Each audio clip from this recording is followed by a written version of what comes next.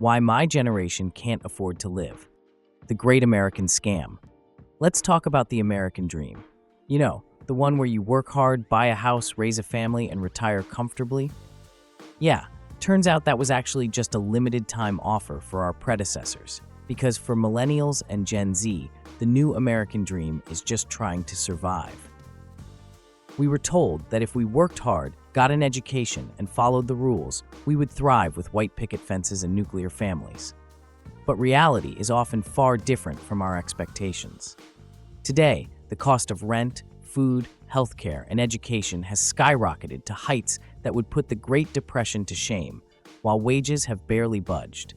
So let's break it down. Why can our generation no longer afford to live? Chapter 1. The rent is too damn high. Let's start with the obvious one, housing. For previous generations, buying a home was a realistic milestone. In 1980, the average house cost around $47,000, which, adjusted for inflation, would be about $165,000 today. Except, the actual average home price today? $420,000. Insane increase, right? Meanwhile, wages haven't kept up in the slightest. Back in 1970, the minimum wage was $1.60 an hour, which is around $12 today when adjusted for inflation. Yet in many states, the minimum wage is still $7.25.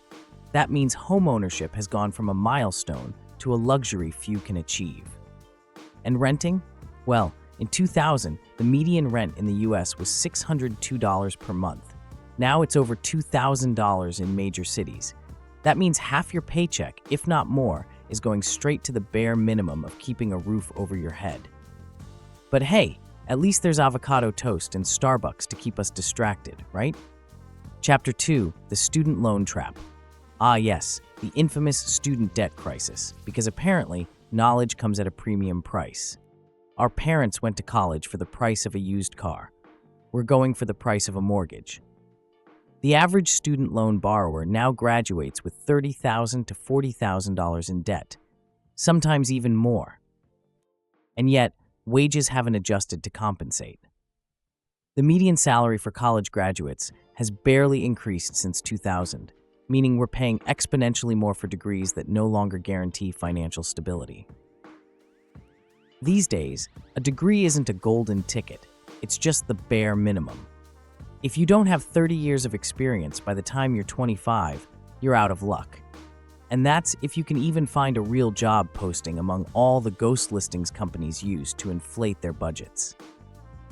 Meanwhile, interest rates on student loans keep borrowers trapped in a never-ending cycle of repayment. And for those who didn't go to college, the jobs that once paid a livable wage without a degree, manufacturing, trade work, have been outsourced or automated. So, we got conned into thinking college was the key to success, when really, it was just a high-interest loan in disguise. Chapter 3. Healthcare. Go broke or go without it. Here's a fun fact. In America, breaking your arm can cost you over $2,500 if you don't have insurance. Need an ambulance? That'll be another $500 to $3,000. It's no surprise that 40% of Americans delay medical care simply because they can't afford it. Even if you have insurance, if you're lucky enough to have it, you're still stuck with sky-high premiums, copays, and deductibles. If you don't, one emergency room visit can wipe out months of rent. And for those who love to say, just get a job with good benefits, I'd love to. Except those jobs are disappearing fast, as companies replace full-time employees with gig workers who get zero benefits. And let's talk about wages. Why can I make $25 an hour delivering Uber Eats, but a police officer barely scratches $18? The truth is, America isn't built for workers to survive anymore. So yeah, staying alive in America, that's not a right, it's a privilege. Chapter 4. The Cost of Basic Survival. Let's talk about basic survival. In just a few years, inflation has made everyday essentials unaffordable. The price of eggs doubled. The cost of rent, gas, utilities, and childcare through the roof. Meanwhile, corporations are raking in record-breaking profits while wages remain stagnant. Let's put this into perspective. In 1938, during the height of the Great Depression, the minimum wage was 25 cents an hour. Adjusted for inflation, that's roughly $4.45 to $5.55 per hour, depending on the source. Sounds low, right? But now compare that to the cost of goods. A bottle of Coke in 1938? 5 cents. Today, around $2.38. That's a 50x increase. Meanwhile, minimum wage has only gone up about 15x.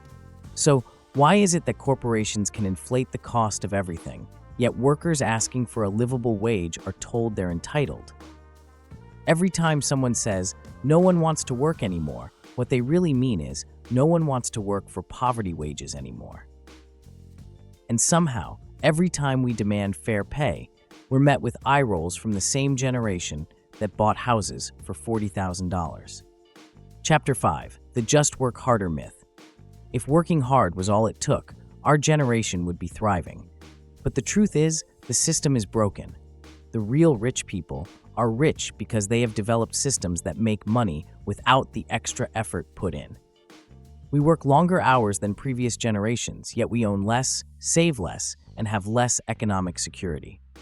The wealth gap has widened and upward mobility has stalled. When boomers say, "I worked my way through college flipping burgers," they forget that back then, tuition was $400 a semester, and a minimum wage job could actually cover it. Now, that same burger flipping job barely covers a week's worth of groceries. What's next? So, what do we do? The only way for our generation to escape our parents' basements isn't to keep grinding in a broken system. It's to break out of the rat race and build something greater. Invest in your future. Stop wasting money on distractions designed to keep you complacent. Alcohol, fast fashion, mindless consumerism. Build that business you've dreamed of. Learn skills that make you independent. The only way out is to stop playing their game, a game rigged to keep us struggling while they profit off our exhaustion. They keep us distracted with junk food, endless streaming, and video games designed to consume, not create. Rise above it. Prove that we're not just another lost generation, but the architects of something new. Because nobody is coming to save us, except us. The old American dream, working 40 hours a week to afford a home, a family, and a future, died with the dot-com bubble. The sooner we accept that, the sooner we can build our own economy, one that works for us. Vote for real reform. Support leaders who want actual change, not corporate puppets. And if you can't find a job, make one. And most of all, we're done playing by rules that were never meant to benefit us. Make sure to subscribe if you want more videos like this one, and like if you enjoyed.